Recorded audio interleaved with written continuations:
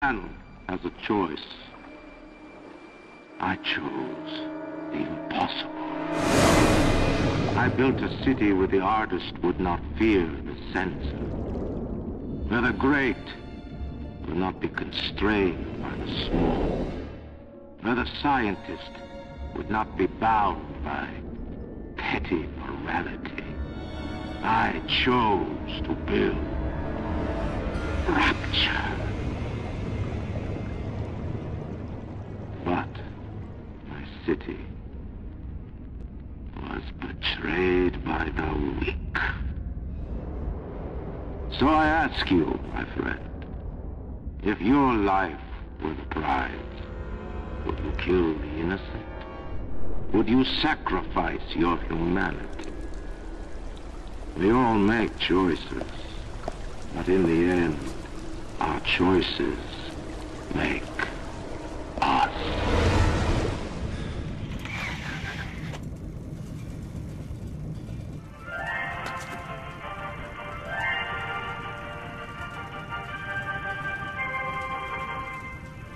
I am Andrew Ryan, and I'm here to ask you a question. Is a man not entitled to the sweat of his brow? No, says the man in Washington, it belongs to the poor. No, says the man in the Vatican, it belongs to God. No, says the man in Moscow, it belongs to everyone. I rejected those answers. Instead, I chose something different.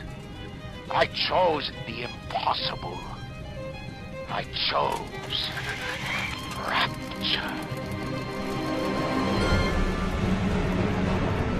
City where the artist would not fear the censor, where the scientist would not be bound by petty morality, where the great would not be constrained by the small. And with the sweat of your brow, rapture can become your city as well.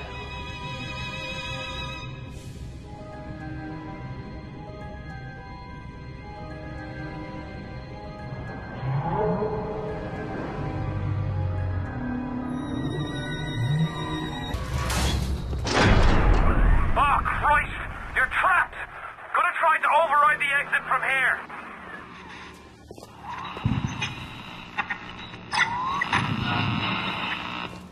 So tell me, friend, which one of the bitches said to you?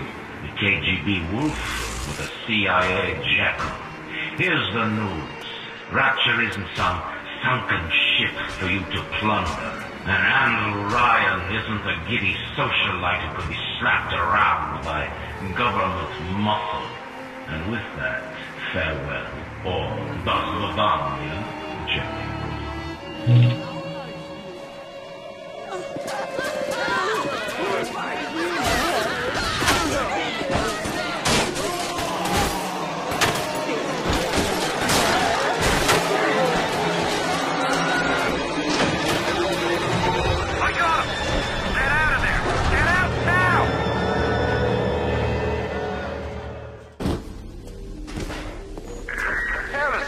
Wanders the halls.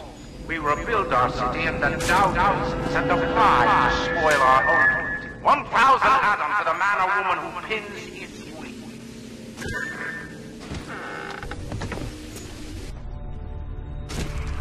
Hit the switch up there in the control booth and let me in.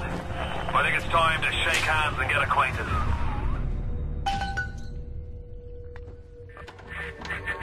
You've had your fun, but enough is enough. If you press that button, you'll learn what it means to truly be my enemy.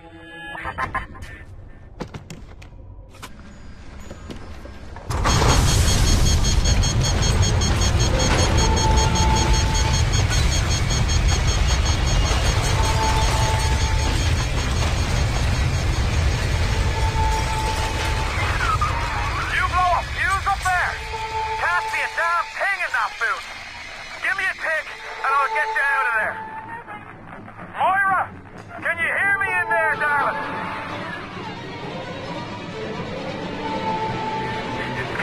So dark in here. If only your friend could look up and see. Maybe. If only you could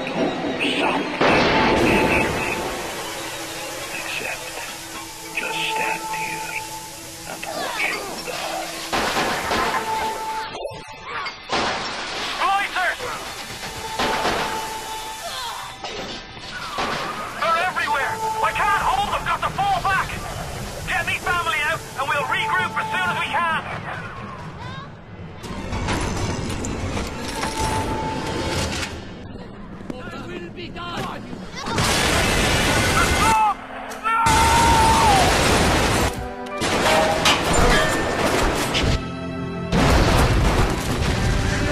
You moved in like an assassin, and then you tried to sneak out like a thief. You're no CIA spook. Who are you? Why have you come here? There's two ways to deal with mystery.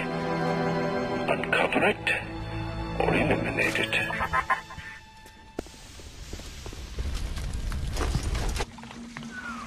Moira. Patrick. Ain't that just like Ryan? Waits until we're almost out, and then he pulls the string. We'll find the bastard. We'll find him, and we'll tear his heart out. I came to this place to build the impossible. You came to rob what you could never build. A hum gaping at the gates of Rome. Even the air you breathe is sponged from my account.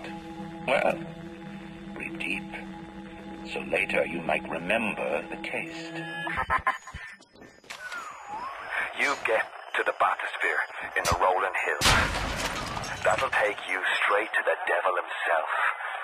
And then all debts will be paid in full.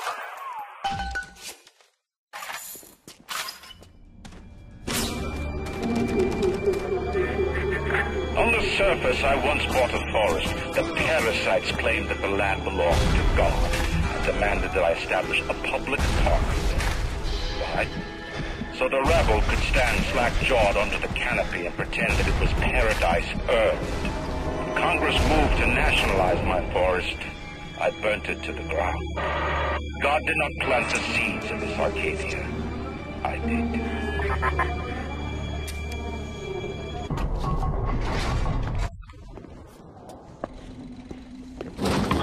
Julie, we made a business deal, you and I, did we not? Money changed hands. Let me read to you from the agreement. Section 3, subsection 4. Mr. Ryan. Ryan Industries maintains exclusive rights to the creation, use, and exploitation of the Lazarus vector. Ownership is civilization. Wait! No! Please! Without it, we're back in the swamp. Mr. Ryan!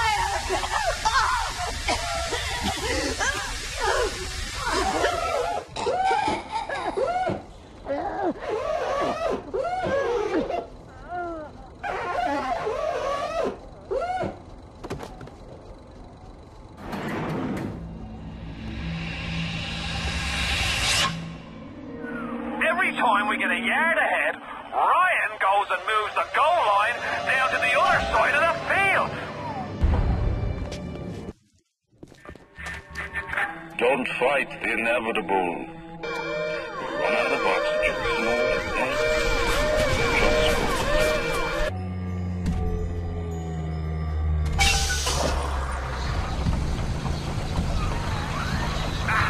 Listen to the damn thing gurgling crack. How long is it going to take? It seems Julie's death didn't provide a clear enough lesson to you. Perhaps this will suffice. Ryan's got your number. No doubt he'll be sending company. Best to head back to the lab entrance and seal her up. Might be the only way to keep the splicers out.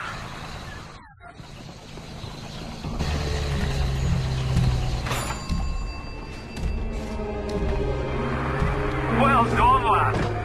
Take a deep breath and enjoy it. Then head over to Rolling Hills and get the bathysphere. Next stop is Ryan's house. It's time for blood.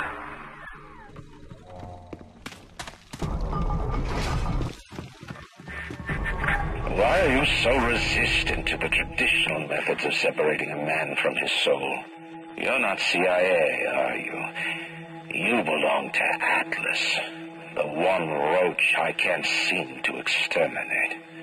Don't worry. I just need time to find the proper poison.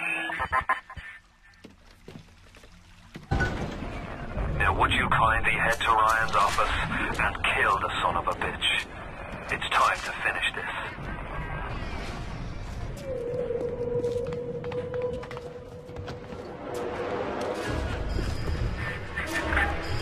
see, Cohen's lost his touch, giving broken friends. When he used to believe in the work, in the struggle. And now, he rots in that Neverland, waiting for someone to come and tell him he's still got it. I suppose that's why he let you live.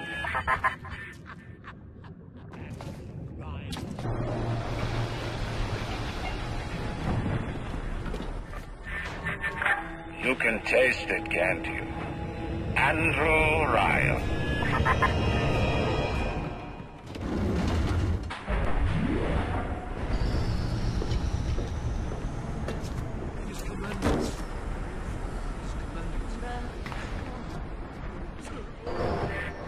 A worm looks up and sees the face of God. But look around. It's a regular convention of worms in here. They all had mothers, fathers, people who loved them. They got married, their wives. What makes you think you're any different? I haven't chosen the spot for you on the wall yet.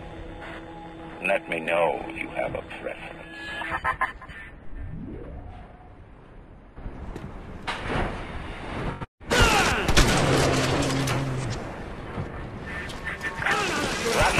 Coming back to life. Even now, can't you hear the breath returning to her lungs? The shops reopening, the schools humming with the thoughts of young minds. My city will live. My city will thrive. And when that day comes, use your tombstone for paving tiles.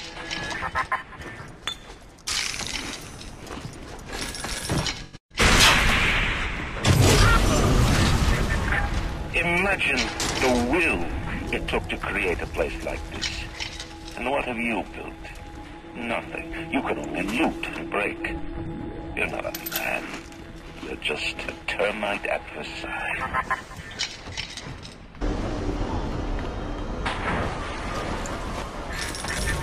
Before the final rat has eaten the last gram of you, Rapture will have returned. I will lead a parade. Who was that, they'll say, as they point to the sad shape hanging on my wall. Who was that?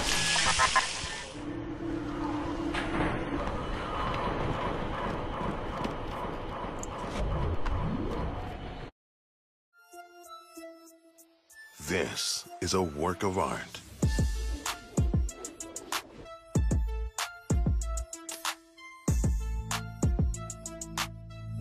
Hidden Valley Ranch makes pizza extra. A man builds a city at the bottom of the sea, the bottom of the sea, the bottom of the sea. That's a marvel. Another man happens to be on a plane that crash lands on the same city in the middle of the ocean. Why, that sounds more like a miracle.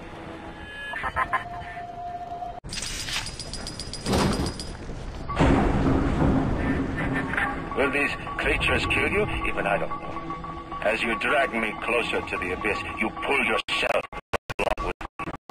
I offer you a quick death. It will be preferable to what you win.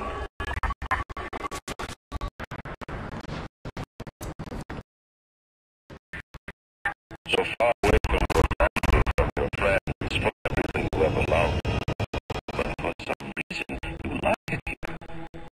Feel something. And feel it for a second. And maybe the world will come to you. Nostalgia.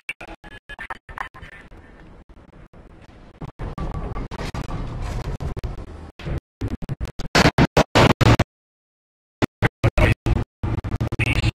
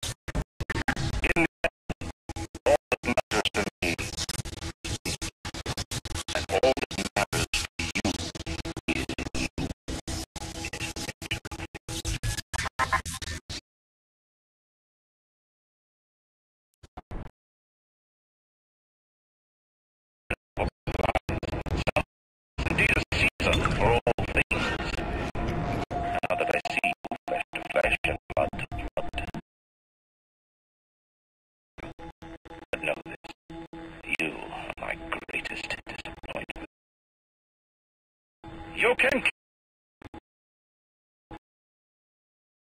understand.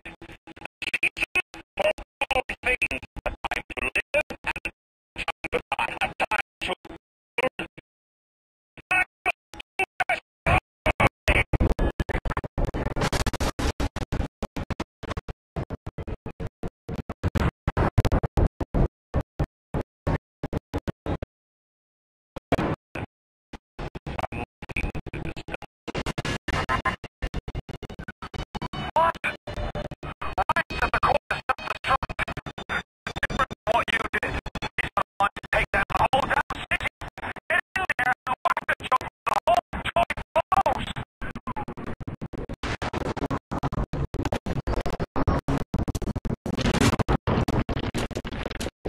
The assassin has overcome my offense, and now he's come to murder me.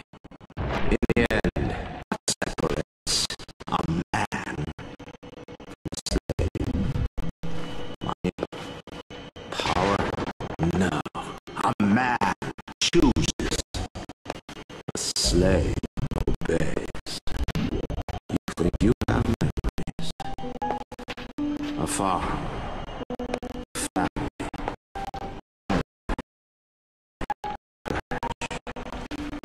And then this place. Was there really? Did that airplane crash? Or was it hijacked?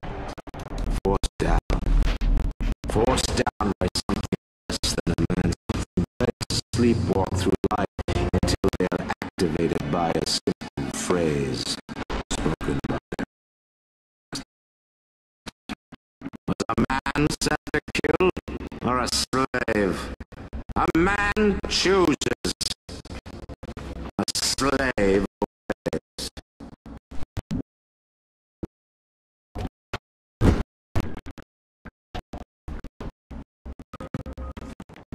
Stop, would you kindly? Would you kindly? Powerful phrase. Familiar phrase. Would you kindly get this? Would you kindly find out? Would you kindly find out? Would you kindly get this? Would you kindly head to Ryan's office and kill the son of a bitch? Sit, would you kindly? Stand, would you kindly? Run.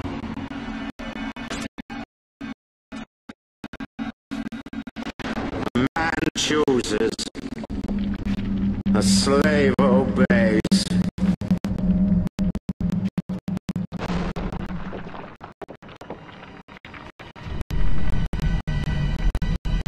Kill!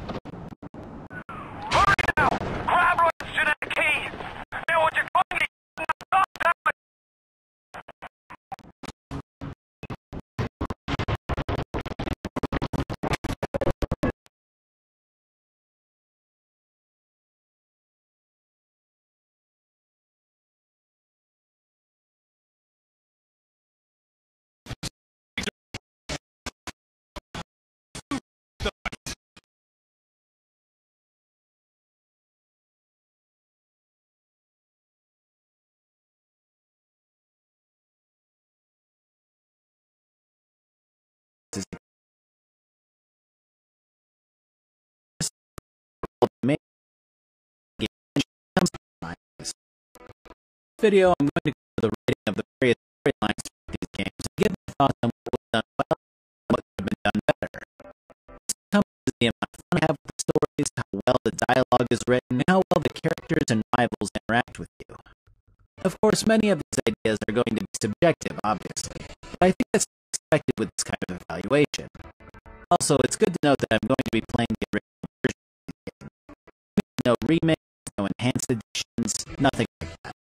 My reasoning for this is that I really want to compare these games as they were released, without any new revisions or additions to the game's plot. So, without further ado, let's jump into the story of Red and Blue first. Pokemon Red is this fascinating instance of an RPG game that was extraordinarily well received without having an amazing story to tell. This was pretty much unheard of at the time because turn-based RPG games tended to rely on a wonderful tell at this point in time. We were past the time where Dragon Warrior and Final Fantasy brought something new to the table so the plots could be relatively basic. I guess one could I really can't imagine Final Fantasy VI releasing with almost no plot alongside an anime and receiving the sheer amount of success Pokemon did. So neither plot elements are basic, albeit definitely if the game's mechanics weren't backing up the story, I think it'd be pretty safe to say that the plot wouldn't be considered anything special though. Start off as a young kid who's immediately thrown into a world where no bad people exist besides the cartoonish villains. You're given your first Pokemon, and you're sent out to filling out a new technological device with information on the rest of them. It's pretty easy to go on about how the adults don't care if a young kid runs off into a world of monsters to capture them and use other monsters in these games, but applying any sort of real-world logic at this point is an exercise in futility. At any rate, you're given free reign to proceed how you see fit, but the important thing is collecting all the gym badges to face down the Elite Four, and beating down your absolute cat of a rival, Gary Oak, or Blue, or Ass-Face, whatever you named him, really. For the video, I'm gonna call him Blue. Now, Blue is pretty much the epitome of what a rival should be, at least in my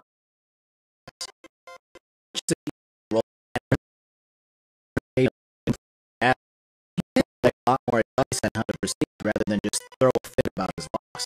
That's right, loser, and it's right inside this Pokeball. And it goes beyond that, really.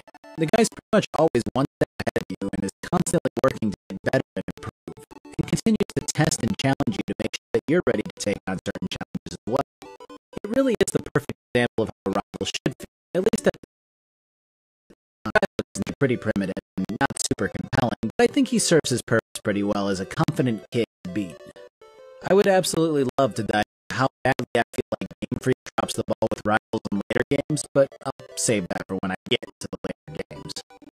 Like I mentioned before, the first Pokemon games for their time were such a rare phenomenon which put the RPG plot elements in second place behind the mechanics and as such tend to let the player just wander off and do whatever while occasionally reining them in to use big batteries to simply impede their progress to the Elite Four.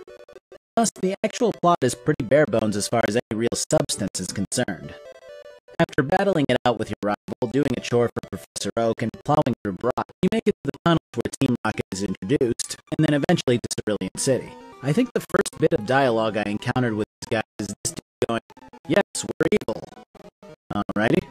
I mean, honestly, Team Rocket is one of the dopiest criminal groups in that they make sense in every. Specialties tend to include blocking off vital progression routes and being a general nuisance to society. The police sure don't seem to get involved, and when they do, it's to tell you how much trouble they have with Team Rocket. It's just particularly interesting when you think about things like Lieutenant Surge's speech about having served in a Pokemon war, which caught my attention even as a kid because I just hadn't thought of that application at that point. When you think about it, though, if these big monsters are power rivaling or surpassing world, you ask the U.S. to stop filing those power.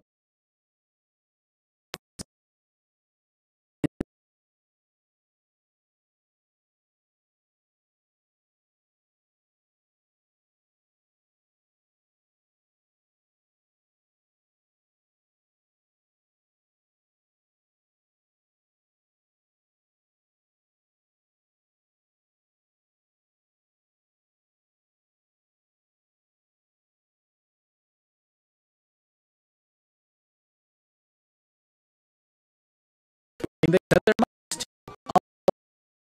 all train their own Pokemon. Of course, they are some awesome settings like Lavender Town and Pokemon Tower, and all of the cool ideas that flow out of those concepts.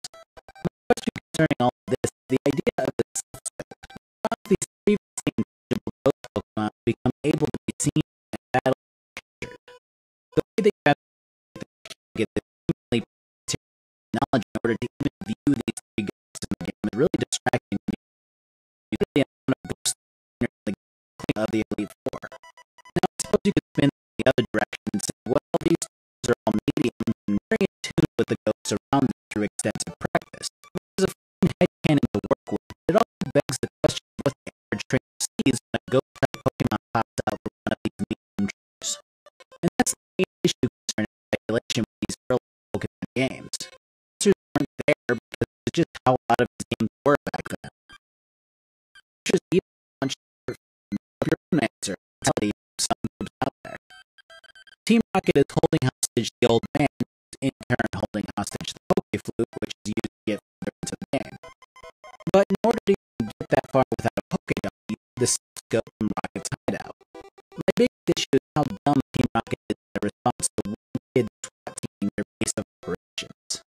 They give out vital information when they lose. They fumble key items on about every single way. This trend unfortunately follows the series for a long time, and it really bothers me as an adult replaying this, because as a kid I didn't care, and I actually thought that Giovanni was somewhat intimidating. And really, he's still kind of it appearance-wise, but man, after this sort of fun like nothing, that intimidation factor is just lost. And this feeling really continues to the final act of Team Rocket, the CEO building. Rocket apparently, just take over this thing now. Even the employees, this really shouldn't work out that way at all with some sort of place involved. But hey, they don't really need two kids to come in and wreck the joint. I don't know why Blue was here waiting to ambush you, but he lets you know that you're good to take on Rocket's boss after his defeat, and then sets his eyes on the Pokemon League. Maybe he was grabbing the gym badge from Giovanni before. He goes on about all Pokemon belonging to Team Rocket, and then he'll be back, whatever that means. Back to the Silph building? Back to battle me? But you know what I don't understand? Why is Blaine hiding the secret key to his gym in a burnt-up husk of a mansion? Is this like a weird Pokemon trainer trial in Kanto? Why are all the people who follow Blaine around as trainers in his gym burglars and maniacs? What about jugglers and tamers who follow Koga? I feel like they to resign before they were put into specific gyms. But I think the most baffling part of it all is wrapping up Giovanni's character arc. This guy looks and acts like an evil mafia boss, and somehow also runs or used to run Pokemon League Gym. His gym has been locked up until now, which was apparently totally okay with the league, I guess. He retreated back to reform Team Rocket, but then you beat him again. And he's like, what? But you stopped me. Here's your badge. Here's a TM. Team Rocket's defeated forever. And I'm gonna go study Pokemon from now on. What? This plot sucks. But yeah, that's about it for Pokemon Red. You head off to the league where you encounter Blue for the second to last time. He goes, alright, that battle loosened me up. You need a little practice, man, but you know that. A legend. Of course, that tune changes for the first time ever. You beat him as a champion. This is the first time that he really reacts to losing to you. Every other time has kind of been him being pretty positive about his loss and then focusing on his next goal. But apparently this one was the straw that broke the camel's back. And can you blame the guy? He was champion for like a few hours, probably. And then on top of that, Hope swings by to scold the hell out of him. Wow, you're just champion and you blew it. God, I'm disappointed. And it's all because you don't love Pokemon enough. What a disappointment.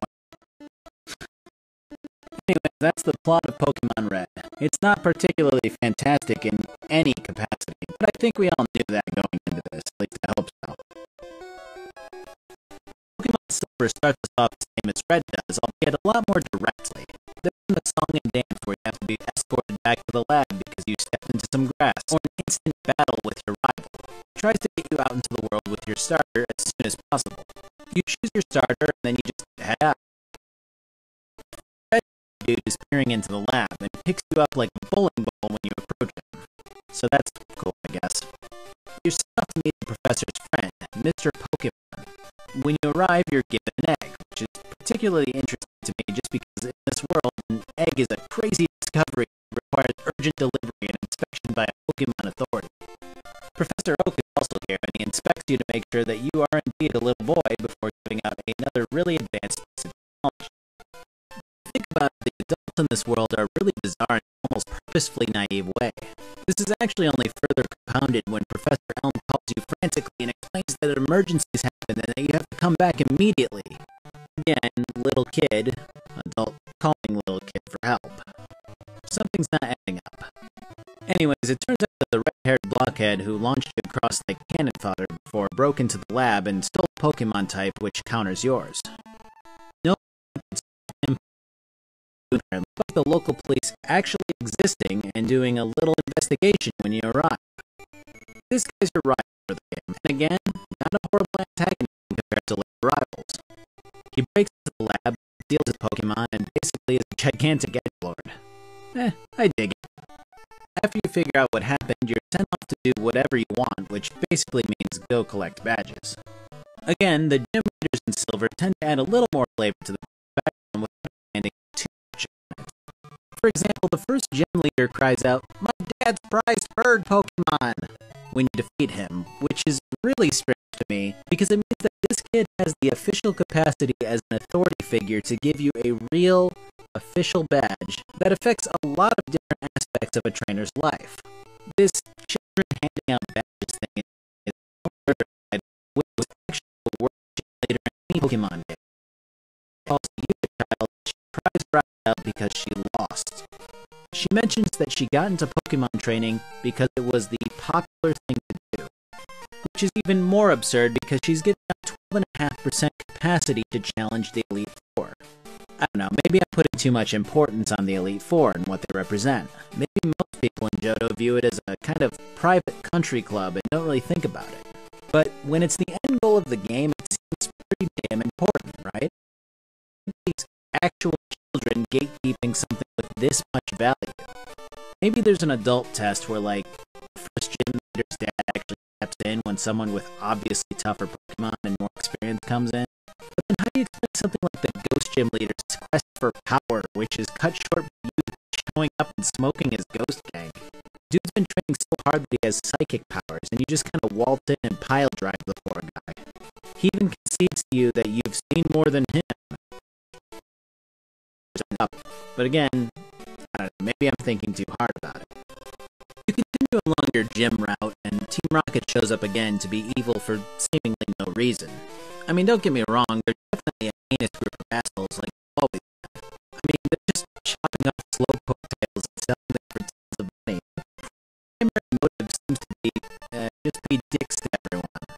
I guess in this case, they're actually making money. Actually, officers in this world. They don't do anything to stop Team Rocket in any capacity. What they will do is ask you what you're doing, and then battle you. At least the slowpokes with their tails cut off deck town like bad dragon merchandise after you rescue them. As you move along, the main legendary Pokemon of the game is mentioned repeatedly as protecting everything, even though nobody seems to know what it is or what it's called. It's a decision to serve the mystery in a way, but you have to realize that you threw the damn thing on one of the covers of these games, right? Especially when you have a guy in the tin tower sitting there telling you that you need a rainbow wing to get the Pokemon to appear.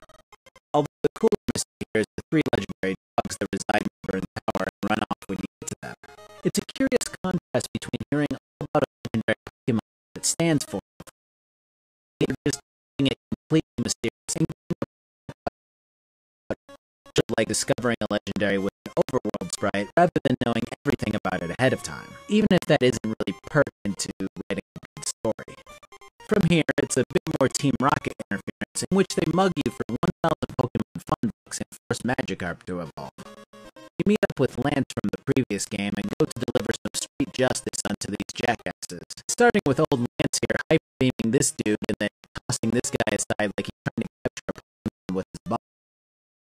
Not a haunting people in this game. This plot isn't exactly super compelling. It basically boils down to Giovanni going into hiding.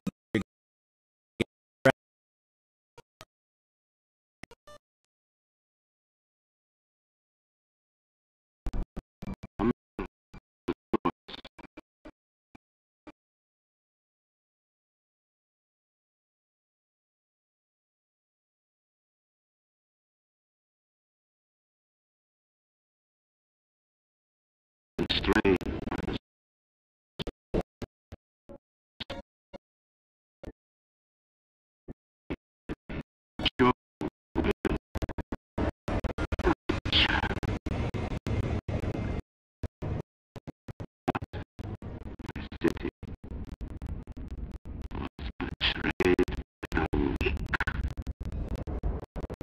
So I ask you, my friend, your life with pride, would you kill him?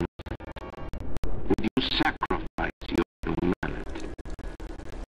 We all make choices, but in the end, our choices make.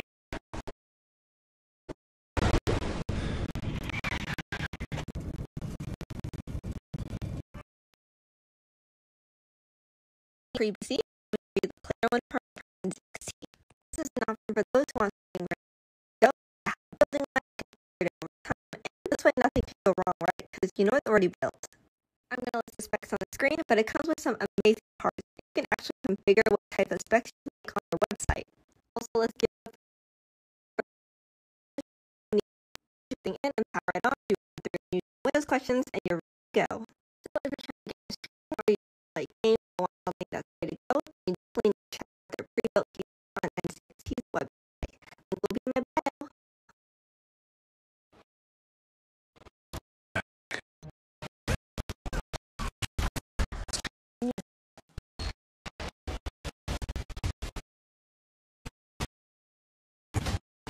Preparing you.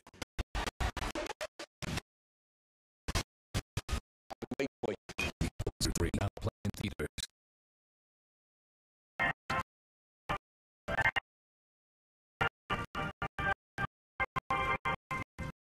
I'm Admiral Ryan, and I'm here to ask you a question. Is a man not entitled to the sweat of his brow? No, says the man. It belongs to the poor. No, says the man in the Vatican. It belongs to God. No, says the man in Moscow. It belongs to everyone. I reject those answers. Instead, I chose something different.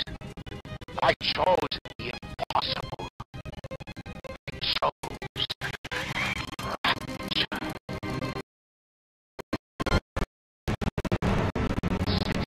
The artist would not be incensed, where the scientist would not be bound by painful relics, where the great would not be constrained by the small. With the sweat of your brow, rapture can become your city as well.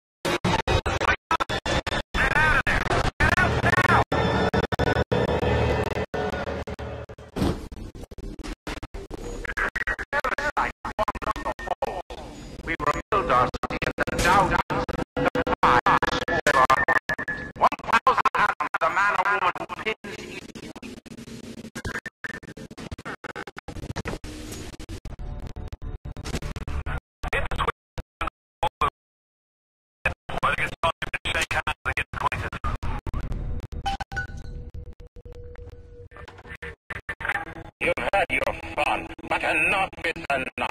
If you press that button, you'll learn what it means to truly be my enemy.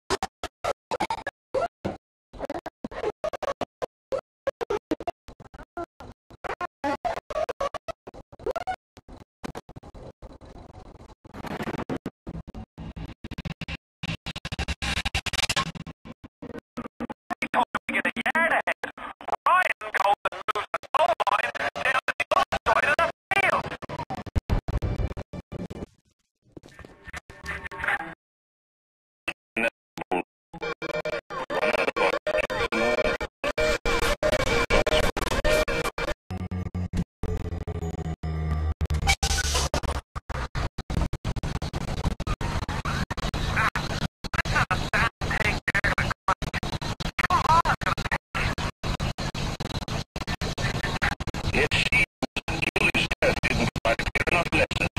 Perhaps this is the place.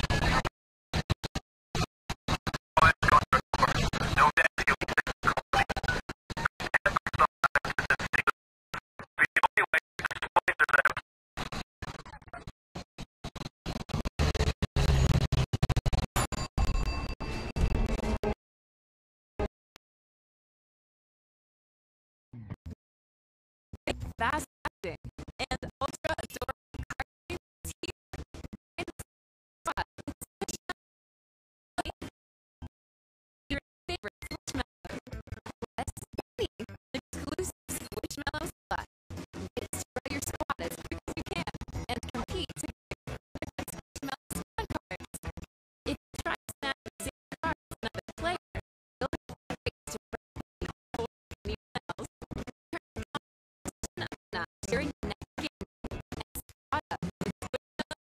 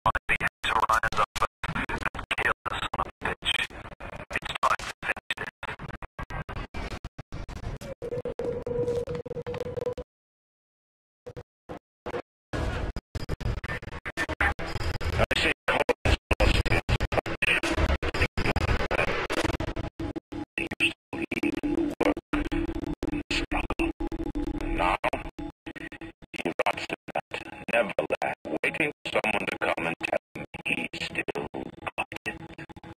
I suppose that's why you live.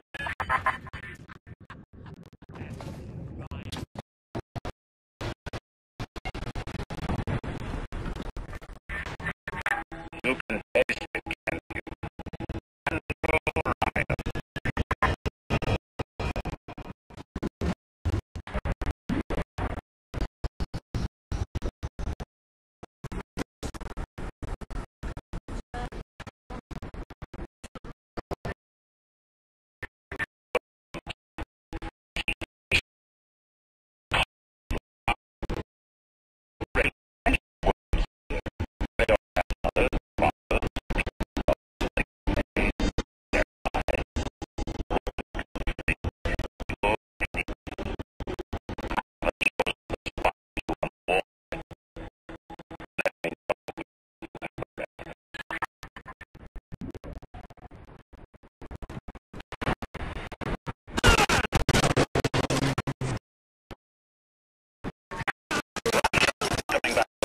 Even now, can't you get breath returning to her lungs?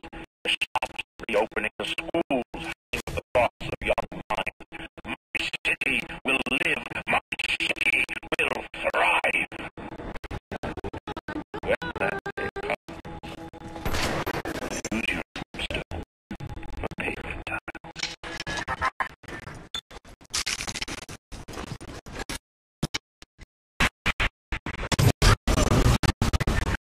Imagine the will it took to create a place like this.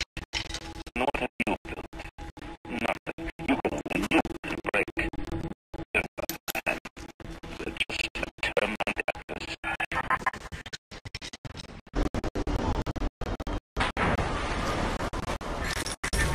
Before the final rat has eaten the last gram of you, I will separate. Who was that, you'll say, as I point to the sad shape hanging on my wall? Who was it?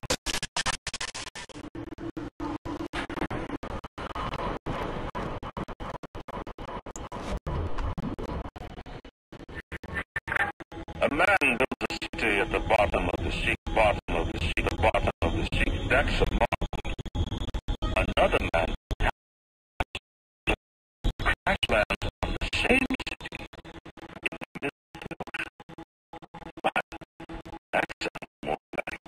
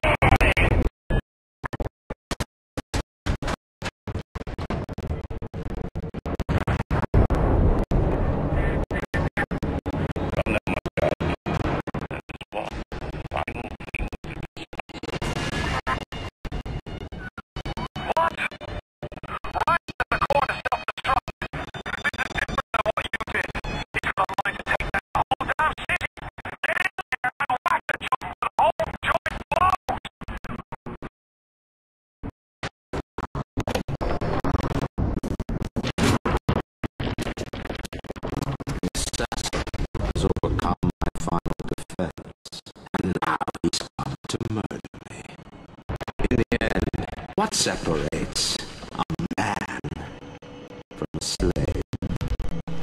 Money? Power? No. chooses a slave. You think you have a farm, a family,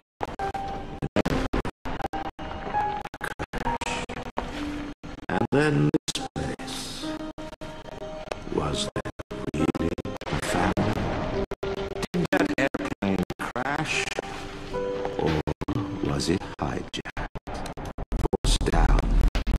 Forced down by some that sleepwalk through life until they are activated by a simple phrase spoken by their kindly master. Was a man sent to kill or a slave? A man chooses. A slave obeys.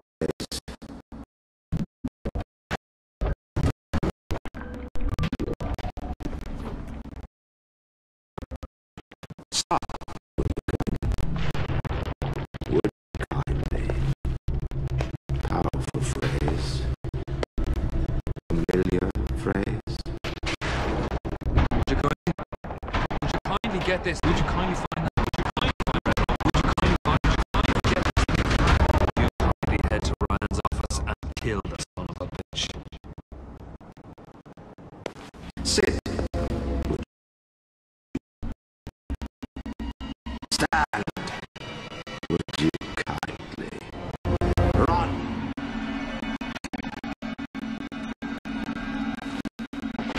A man chooses. A slave obeys.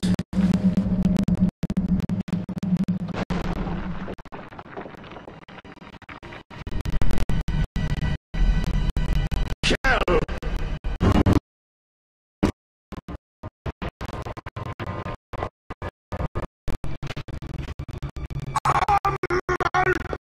Chooses!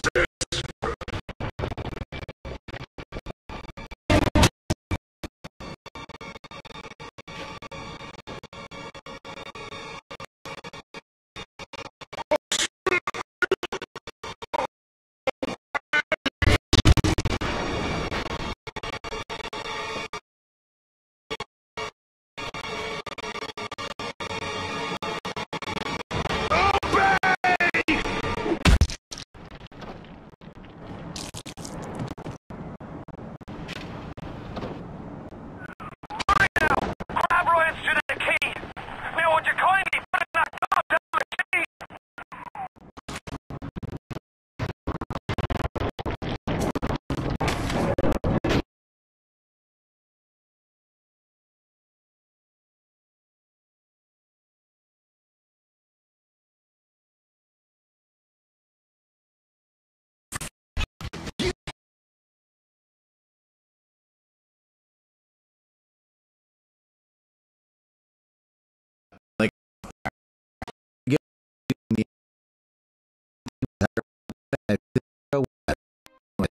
So Bioware creates Knights of the Old Republic. People clap about it. Applause. Everyone cheering. Immediately after, Lucas goes, "Hey guys, how about more of that?" Bioware said, "Nah, you're not giving us enough time. We're gonna go make Jade Empire now. Why don't you go ask Obsidian? They make neat games and love working with short time windows." I know this sounds kind of sarcastic, but this is pretty much what happened. Imagine this happening nowadays. We want you to make another Doom game. Nah, we're gonna work on a new IP. Why don't you give it to Arcane Studios? And so Knights of the Old Republic 2 was born after a 14-month development cycle, proving that Obsidian will forever be doomed to make great games only when under a tight time crunch. Of course, this led to a lot of content being cut, as is tradition, but through the power of modding, the game can be restored the way that it was meant to be. Unless you have it on anything besides PC, then you're so Obsidian comes in, and Chris Avallone decides that a lot of story elements in Knights of the Old Republic are dumb as hell, so he sets out to make his own Star War, intending to make it a lot more realistic in his eyes.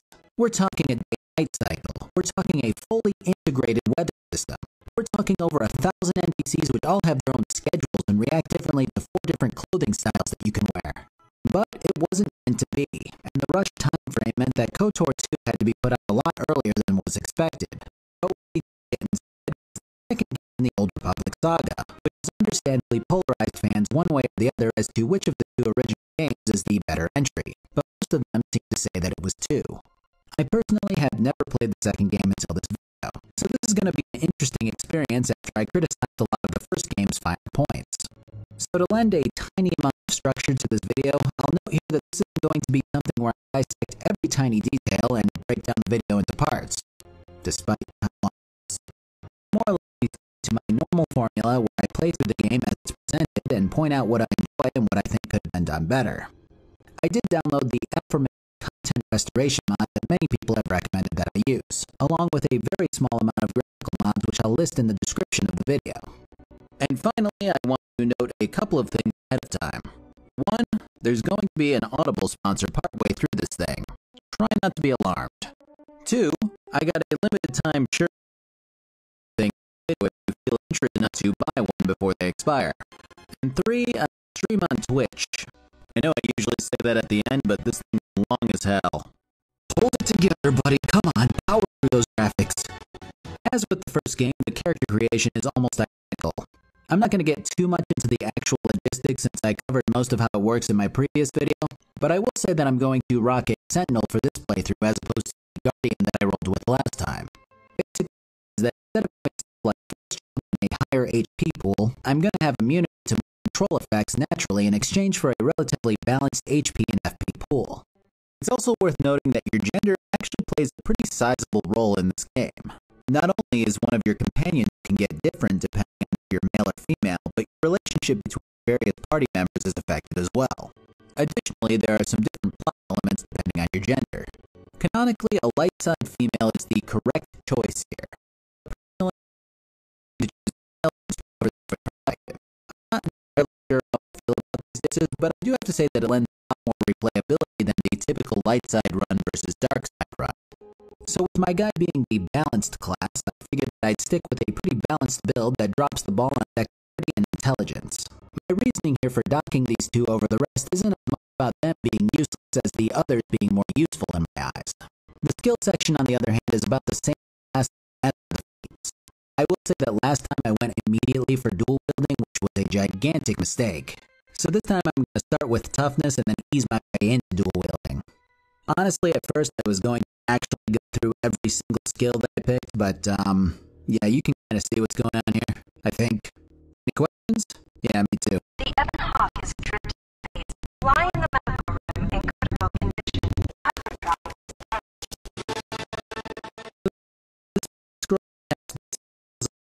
Everyone was clapping and cheering at the end of the first game. The Sith continued their warpath on the Jedi, extinguishing almost every single Jedi in the known galaxy. Great job, everyone.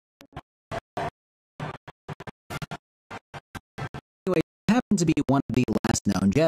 Together with your friend, you must again, this time for real.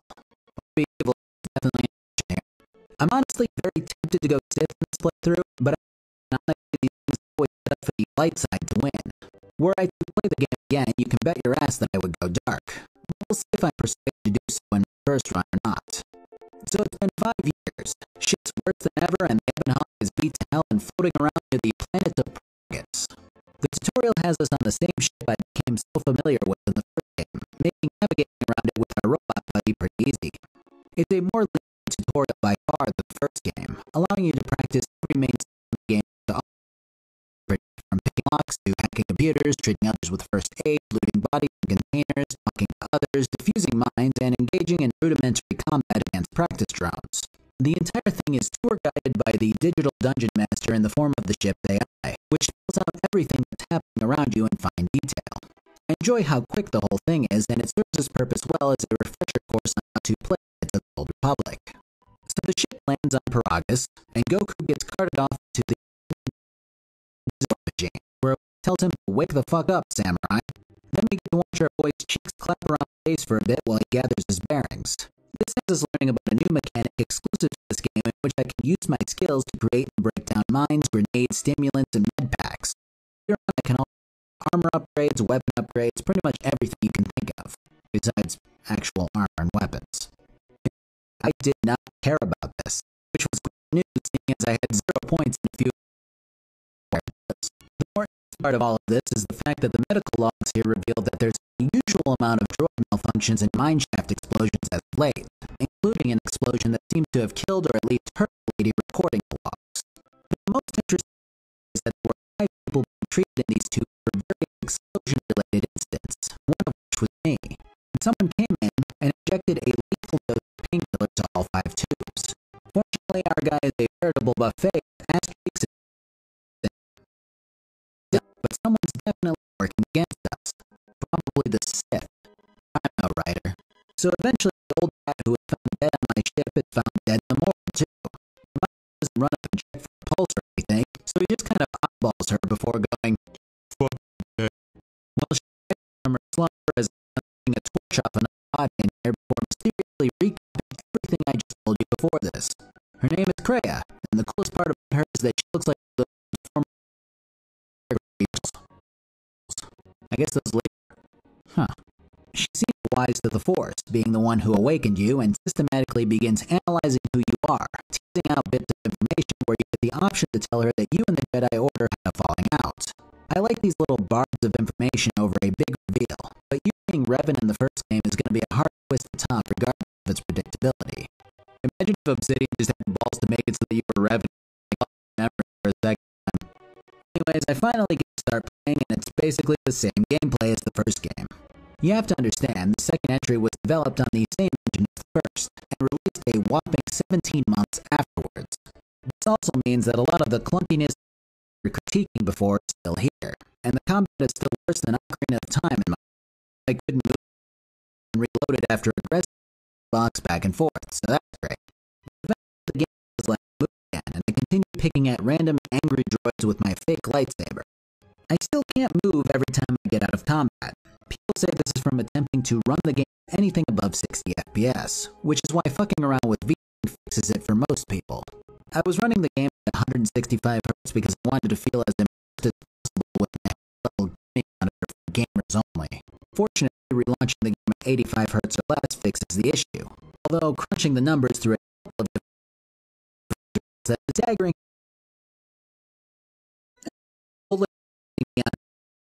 life form Force user apparently decade-long hiatus.